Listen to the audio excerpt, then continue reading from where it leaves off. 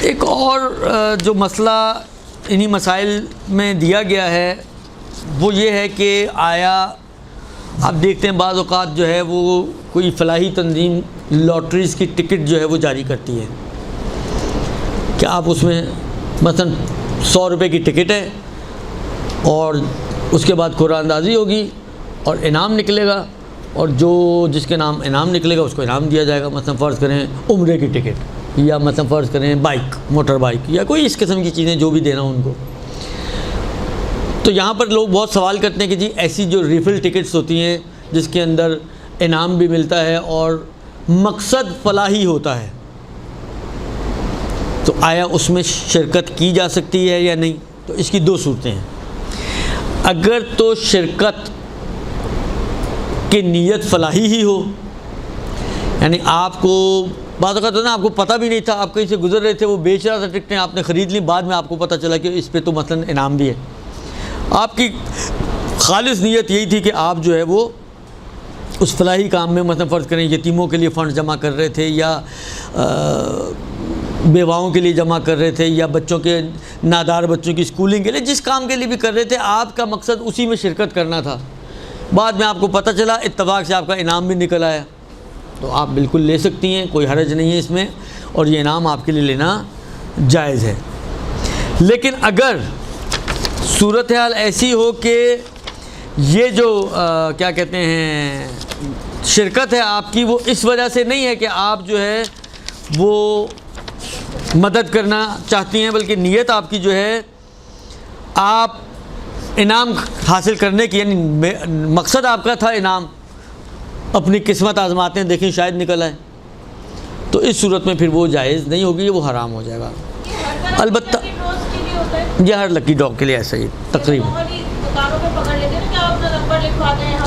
भाई आपने देखें आपने उसमें तो ये है कि आपने चीज़ें ख़रीदनी है, उन्होंने कहा जी आपके 5000 से ज़्यादा की मसलन शॉपिंग थी तो हम आपका जो है ये आपको कूपन है, आपका नंबर हम डालेंगे, वो तो कोई मुश्किल नहीं है, वो तो आपका तो कुछ मसला ही नहीं है ना, उसमें तो आपने तो कुछ किया ही नहीं। कौन से बॉन्ड? वो कहाँ से आ गए? हाँ वैसे तो वो भी जदीद ही हैं।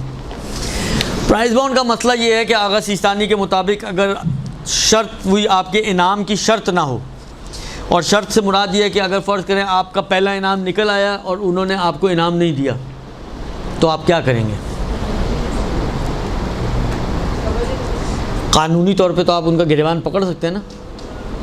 तो अगर आपके क़स्द और इरादे में हो कि हम तो इनको आखिर तक लेके जाएंगे तो फिर जायज़ नहीं है।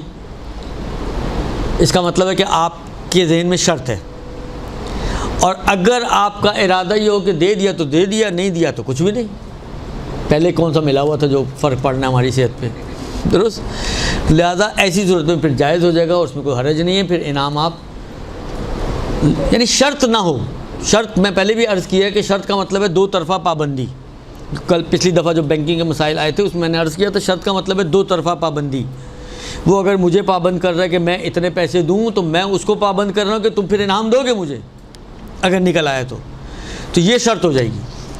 अगर ये क़स्द है लेकिन मुझे पता है कि इनाम निकलेगा और ये हतमन इनाम देंगे और इनाम ही ज़्यादा एक इंसेंटिव बन रहा है, तो उसमें कोई हर्ज नहीं है अगर आप उसको पाबंद नहीं बनाते हैं, तो शर्त नहीं करते हैं। तो खाली ये कि इनाम मिलेगा या इनाम मिलने की एक उम्मीद है या पता है कि इनाम मिलेगा, ये चीज़ें रुकावट नहीं बनती हैं।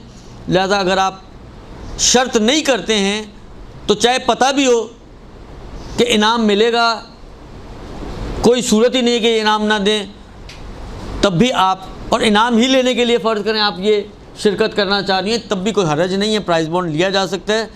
अलबत्ता जिन्होंने लिए आज तक पता नहीं किन खुश नसीबों के निकलते हैं, इतनी लंबी लिस्ट हर दफ़ा भेजते हैं, ये कौन होते हैं ये वो लोग नहीं पता मुझे तो आज तक।